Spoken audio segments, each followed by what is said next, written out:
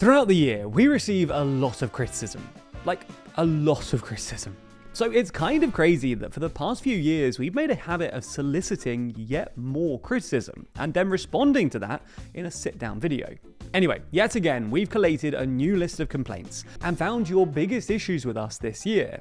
Everything from the accusation that our adverts are getting longer, the bias in our podcasts, to the fact that someone hates my face and thinks I look like Oh no! Oh my goodness. I don't think I've ever agreed to anything more in my entire life. Can you make sure you show that photo on the screen? It's uncanny. This year, we're splitting this video into two halves. The first responding to the most common critiques you submitted this year, as well as a few fun ones scattered in. And then in the second part, we'll be evaluating the commitments we made in last year's video to see if we're really improving. So let's get into it. Hello, I am Zach Michaelis and I am TLDR's Editor-in-Chief. My name is Rory Taylor and I am TLDR's Deputy Editor-in-Chief. My name's Nadja Dunov and I'm a writer. I'm Georgina Finley, I'm a writer at TLDR News. I'm Ben Blissett and I'm a host and writer. I'm Alex MacDonald and I'm the lead animator and editor at TLDR. I'm Thomas Love and I'm one of the animators and editors. My name is Yana Damage and I'm an animator. I'm Scarlett Watchorn and I do editing and miscellaneous things. Okay, so our first question is, why is there a lack of news from Asia, Latin America, Africa, India, Israel, South America, the Middle East, Finland, the Balkans, the Baltics, the Caribbean, Canada, Wales, the Philippines, APAC, Oceania, Western Sahara, Greece, Malta, Latvia, Brazil, Germany, Southeast Asia, Rwanda, Nigeria, France, and Cornwall? And Cornwall.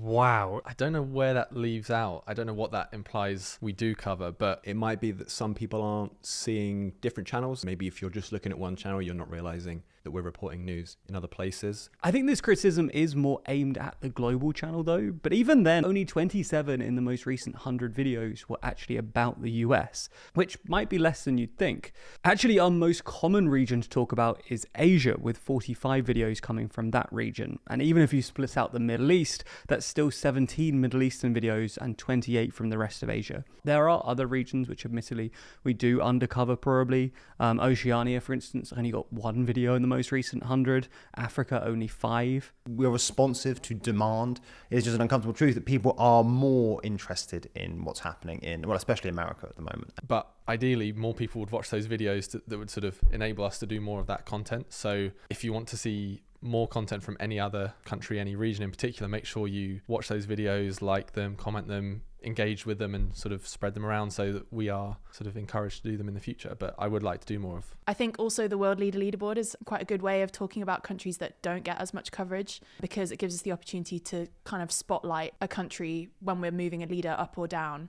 Cornwall, I guess we could do more on, but it's supposed to be non-partisan. I've got some very strong views. It's not just a lack of coverage from specific countries though, it's also that we talk about Trump too much. We talk about Trump a lot. It's hard to separate him from so much what's going on in the world, because A lot of what happens in global politics is very dependent on Trump. Again though, when you look at the data here, even on the global channel, 58 of the most recent 100 videos are not Trump related at all, and only 42 are. And of those, only 18 are truly domestic Trump topics. The rest just relate to Trump's various wranglings around the world. And most of the time, while Trump is in the thumbnail, it doesn't really mean that the video is about Trump. We normally use him as a hook or a way to intrigue people, and then the real video is about the issue, the war, the geopolitical topic at hand. Trust me, I hate talking about America. Reinforcing America's cultural hegemony is like the opposite of my personal project. But I think actually quite a lot of time with Trump, there is a lot of stuff to clear up. It's pretty chaotic over there at the moment. As a result, some people suggested that we should bring back the TLDR US channel to make more space for other content on global. This is not a bad idea. I think I would say two things. The reason we killed TLDR US is actually because having a channel that is exclusively reliant on a single country, actually as TLDR UK is currently finding out, can be a bit rough when the news cycle's slower. And the other thing is that actually, I think in a way, having the Trump/US content on global sort of tricks people into clicking onto more interesting things, right? There is clearly a contingent of the global audience that is just there to look at Trump stuff, right? But every so often you trick them by doing a video on Jamaica and the IMF, and they sort of accidentally click on that. That's a good thing, you know? Next, why is the sponsored segment of your video so long? It's getting longer. I really am becoming the data person with my little cards here. But the data doesn't back this up either, I'm afraid. In 2023, the average length of one of our sponsor slots was 94.52 seconds. In 2024, it was 93.58. And in 2025, it's been 93.19. The shortest average length since we've consistently been doing advertising.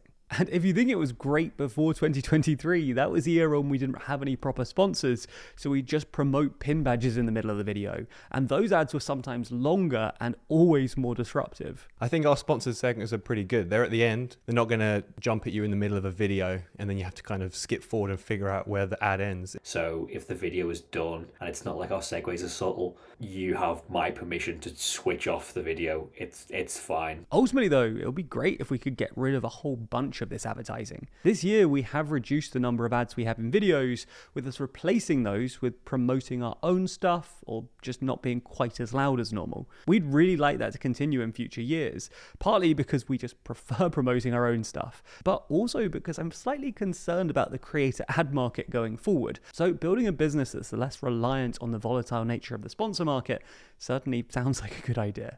So in our ideal world, these adverts wouldn't exist at all. So if you do want to help realize our ad-free vision, or if you just enjoy this kind of responsible, transparent journalism and want to see more of it, then the best way to support us is by subscribing to our magazine Too Long. As we mentioned in our video this summer about TLDR's finances, running TLDR isn't a massively profitable endeavor, at least in part because of all of the work we put into our reporting and maintaining journalistic standards. One thing that has begun to turn the tides on that though is Too Long. Not only has the growing percentage of our revenue coming from Too Long helped us subsidize other parts of the business, even our regular YouTube videos, which broadly don't make money, but it's also allowed us to think more ambitiously about our work and our future. It's also worth saying that even if you don't feel like a physical magazine is something you need, then you can still subscribe to the digital edition. Doing so gets you emailed a copy of the magazine every time it releases, but even if you don't really care about that, it's still a good way for you to support our reporting with just a couple of pounds a month, a bit like you might with Patreon or YouTube memberships.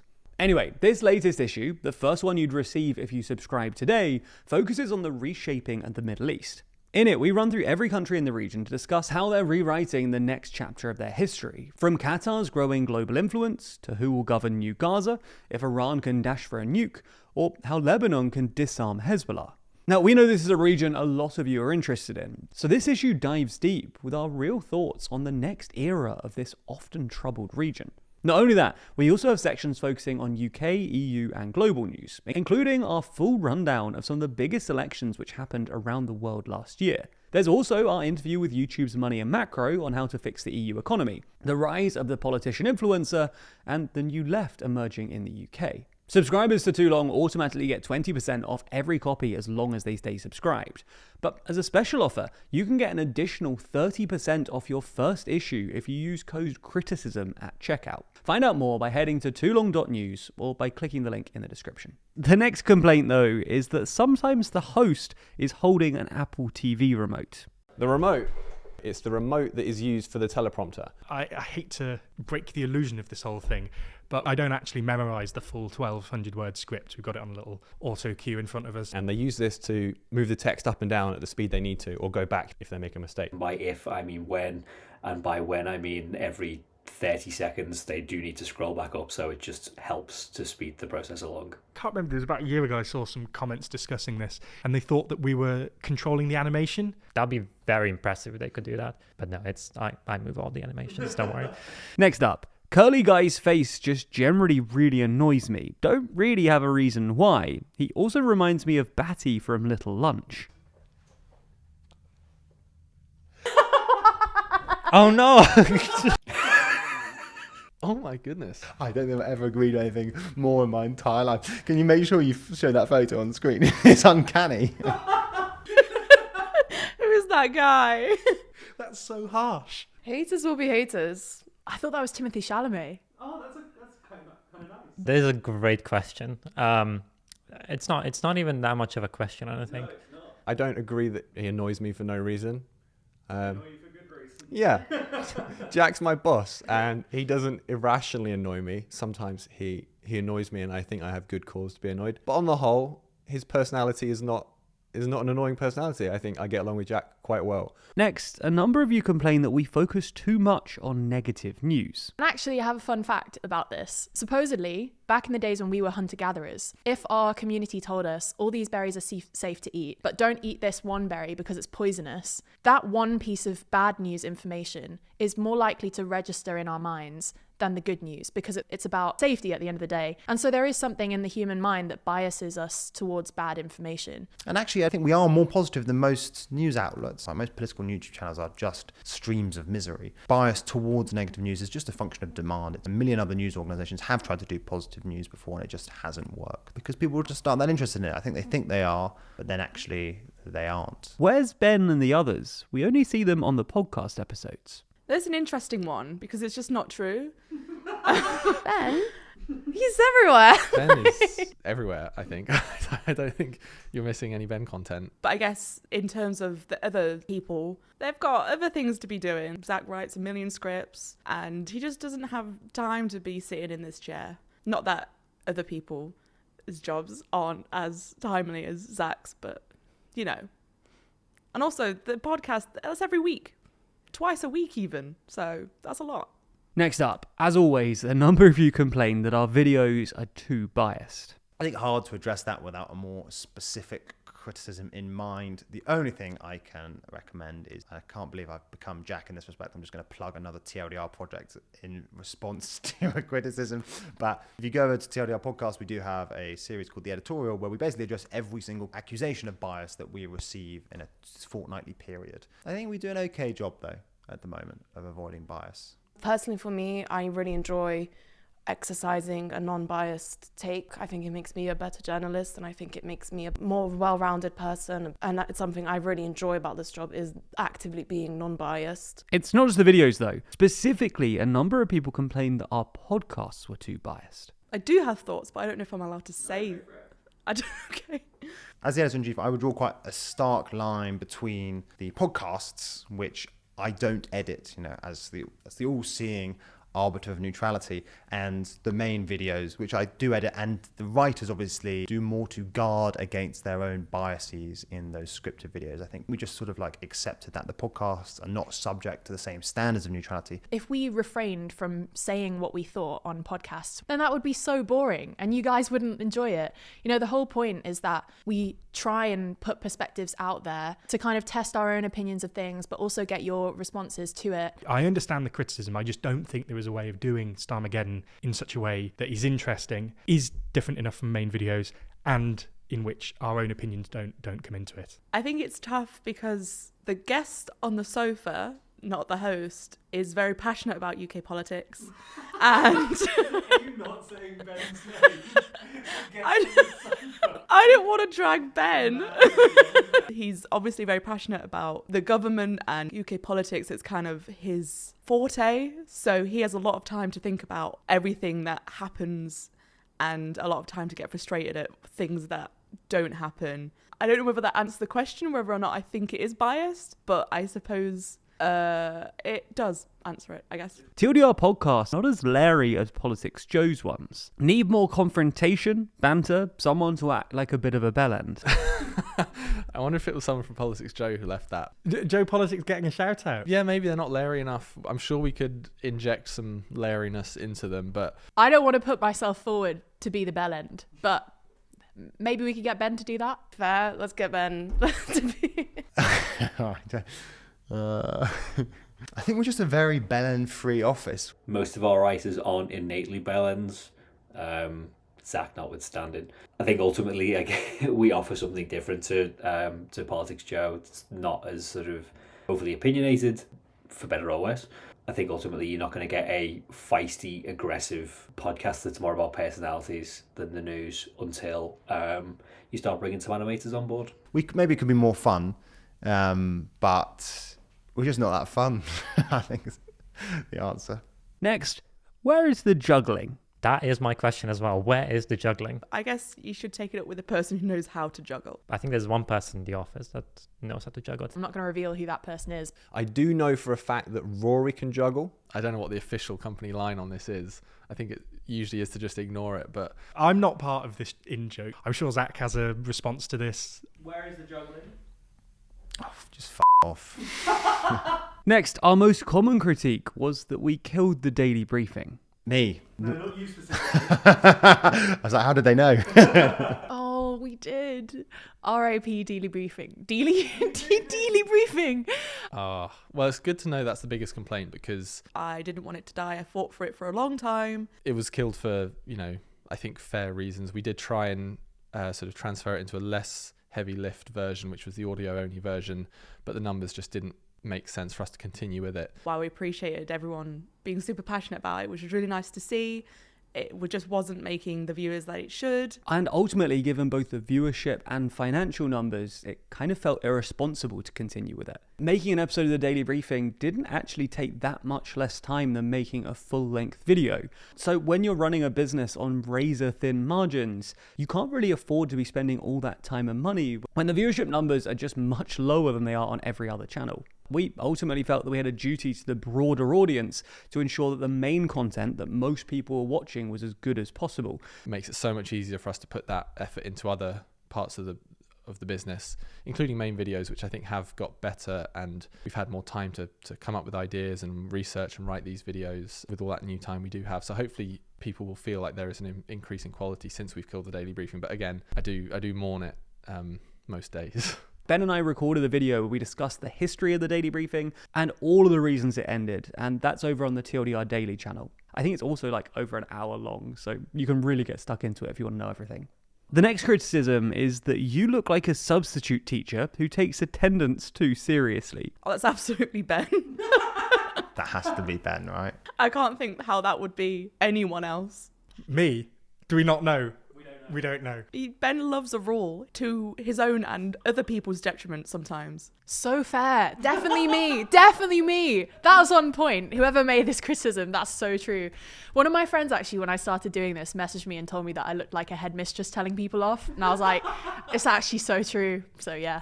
The next criticism? Poor wardrobe. Wear adult clothes. I think we keep our clothing fairly simple. We're not in suits or anything. I am pro suit. I've been trying to get the boys in suits for a long time, but they don't like it. Apart from Ben. Ben loves a suit, but he refused to wear a suit because he thinks society standards won't let him wear suits. Even though they do, he can wear what he wants. I'm wearing like a hoodie today. This isn't... I'd say this is a very adult outfit. Well, depends on your definition of...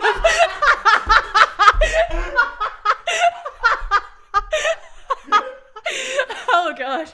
Next, quite a lot of you wanted to complain that the shipping costs on our store were just too expensive. This is kind of my question, because I tend to be the one who kind of does all the vendor communications. So I'm the one who negotiates all the rates with Royal Mail and Deutsche Post, as well as UPS nowadays. So many people to talk with. I'm also the person that kind of, sends everything to print, does all the customs. VAT, I also do IOSS for EU countries, and now duties and taxes as well for United States. Thank you, Trump. Right, so the way our shipping is structured is basically into 4 different categories. Shipping to the UK, shipping to the US now, shipping to the EU, and we also have shipping into the rest of the world. But if we kind of take a look at one of our most popular countries, the Netherlands, we are charged £3.71 per piece. And then on top of that, we also have per kilogram as well. Now, our magazine is 350 grams. So when you add that up together, £3.71 plus 64 pence, you come to £4.35.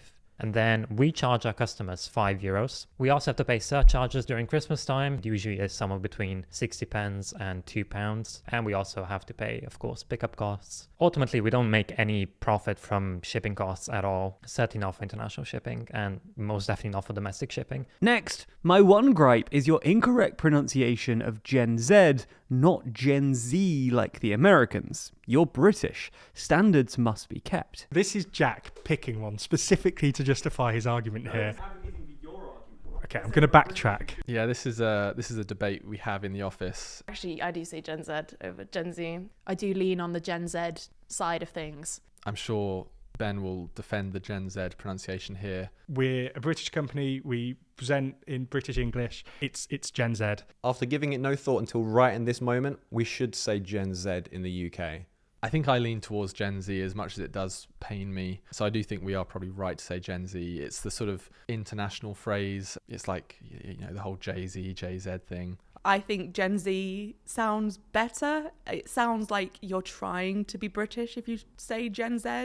I feel weirdly strongly that the answer is Z to this. And I don't like that. I don't say Z in basically any other context. But I think that Gen Z is an exception because to me, it's like a phrase, it's a term. It might not be the sound that I'm used to making when I see that symbol, but when it's attached to Gen, I think it is just Z. To avoid all confusion, everybody could just call them Zoomers. Or even better, actually, let's just completely abolish these ridiculous generational groupings, and then nobody has to argue about how it's pronounced. Next up, a number of people suggested that they want us to bring back the TLDR Business channel. Yeah, we should. I completely agree with you. But at the moment, writers are stretched pretty thin, as are animators, really. So I think we've talked about this on the editorial, but reviving TLDR Business, which is definitely a long-term aspiration for both me and Jack, probably will require us to expand a little bit. Things aren't quite smooth enough for us to feel confident just taking the leap. But if the number of subscribers to Too Long did increase, then maybe that would change. Who knows? If we had 10,000 or so subscribers,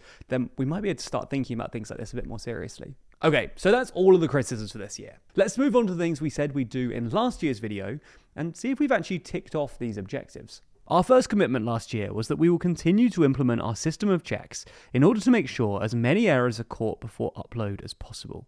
As far as checking errors goes, we've definitely improved on this since the last video.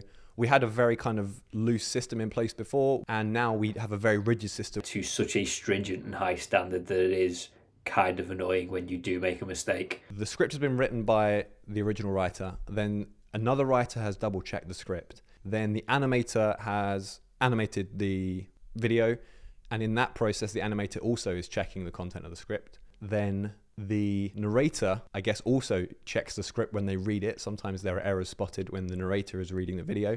There's also somebody in the room with the narrator who is reading the script as the narrator records it, and they can sometimes find errors. And the final check is basically the writer that wrote the script goes through the entire video, does any final checkups, make sure all the numbers and all the graphs are correct. And we have actually massively reduced the number of errors. This is something that we know because we monitor them over for the editorial, but it has actually worked. It has been a very long time coming, but actually we have slowly ground down the error rate, and I think errors are pretty few and far between these days. Next, we'll ensure that every video has a well-organized and comprehensive sources list. This is the idea that we will group our sources by kind of topic area or part of the script that they're relevant to, so that hopefully when we refer to a statistic, you can find the link in the description, or if we mention a think tank report, that will also be cited. 95, if not 99% of the time, that is the case. There are a couple that will slip through, as again, we're only human until AI replaces us. I'm pretty sure we've kept up with that. The animators generally keep us writers in check. The source list is now always included, and I know that for a fact because I like criticizing the writers at any opportunity, and that is a perfect opportunity for me to call out the writers if they've not included a source list on the script. And unfortunately, I have fewer and fewer opportunities to do that because the writers do now include the source lists almost every single time. Thomas will ensure that he continues hassling the writers when they get stuck in ruts with their favourite phrases. That's funny because when I said the animators keep us in check, I was generally referring to Thomas. But Thomas needs no encouragement when it comes to hassling writers or anyone else. I have continued to harass the writers when I find little verbal tics that they like to repeat over and over again. And I think it started to work because I have not got any that I'm currently keeping an eye out for. All the ones they used to do that I called them out for have kind of faded away a bit. At the moment, I think we're all good. Next, we committed that every sponsored segment that's not at the end of a video will have a progress bar to indicate when the advertisement ends. And we have done this. All of the adverts that come in the middle of videos do have that progress bar baked into them, which means that there's basically no way they don't appear in videos. Although, Jack might not like me to say this, but I have noticed that that bar has temporal keyframe. It has an ease in and an ease out, which means towards the middle of that bar, it goes very fast and it implies the ad is going to be over much sooner than it is. And then the closer it gets to the end, it starts to slow down, which means it's not a very good representation of time. It doesn't give you a clear idea of how long the ad's going to be. And that did used to be sometimes true. It was purely the fact that when we animate basically anything, it's designed to have that ease in and ease out. So when I made that progress bar to begin with, I applied all of our normal presets, but it wasn't intentional. It was just that I was stupid and I didn't consider that applying the presets would do the thing that it always does, which I really should have done. Anyway, that's been fixed now, and all CTAs going forward now have the new accurate progress bar. Our next commitment was that all videos will be observed by someone whose job is ensuring accuracy and pronunciation. That definitely happens. Every video that is recorded, there is somebody sat in that chair right there that reads the script as I'm reading it. I'd make sure that we've not missed a line or said a number wrong or mispronounced something. Mostly we get writers who wrote the script to observe, which makes it a lot smoother. And you can check by looking at the very end of the video at the credits page. There'll be an observer credit, and that is the person who sat in and checked. We'll work towards improving our audio setup, ideally removing the microphone from the desk entirely. So we did try and do this, and the general consensus was that the audio just sounded way worse. Although we do have like all the sound padding and everything, this room is still quite hard to sound isolate. And this is especially important as well because I feel a lot of the feedback that we received from our audience is that you guys tend to watch a lot of videos in the background. So I would argue it's probably more important to have very good audio than to have kind of slightly echoey audio. Try the video. Next, we said that we will have something behind us. No more void. I think we've done a great job. It is, without doubt, the best looking set we've ever had. I wish I could say I had something to do with this set, but I actually didn't. And yeah, this even goes to the podcast studio upstairs where, we actually have quite a gorgeous setup. We'll better communicate any changes to our podcast schedule, aiming to stick to our posted schedule. I think we have achieved it. I think we tried to stick definitely to the days of the week where things get released. This has been maybe the longest sustained period of like regular podcasting that we've done without messing with it too much. We have a few weeks here and there, when there are holidays or when the schedule gets moved around just to account for things. But we've kept it up. Yeah, we're quite pleased with how that's gone. And finally, we committed that we will continue to balance business and journalistic priorities to best inform the audience while maintaining reach. Yeah, I think that is sort of the core of the business, really, that question and that balance. I say balancing import and interest, right, which is basically me saying, we need to get enough views to keep the show on the road, but then at the same time, make sure we cover important topics. To a certain extent, we do lean even further away from the business end sometimes, in that, like, historically, our Israel content hasn't done very well. Our Ukraine content hasn't done amazing, but we are aware that those are significant geopolitical stories and we want to cover them, and we do. If you think there's anyone out there, especially if there's another YouTube channel who's doing that better than us, genuinely, please comment or something like that, and I would love to see and maybe take some inspiration. But I think we do a pretty good job. And again, everything is relative, right? And if you have more feedback, including maybe some nice stuff this time, then let us know in the comments. Plus, if you do appreciate this level of transparency and accountability in journalism, then do consider subscribing to our magazine. I'm not going to waste any more of your time trying to sell you on it, but if you have enjoyed this or our videos throughout 2025 more generally, then it would really help us as we head into 2026, especially if you do subscribe, as that provides a reliable, predictable income stream for us to build our business around. Regardless, thank you so much for watching, and I look forward to putting ourselves through this again next year.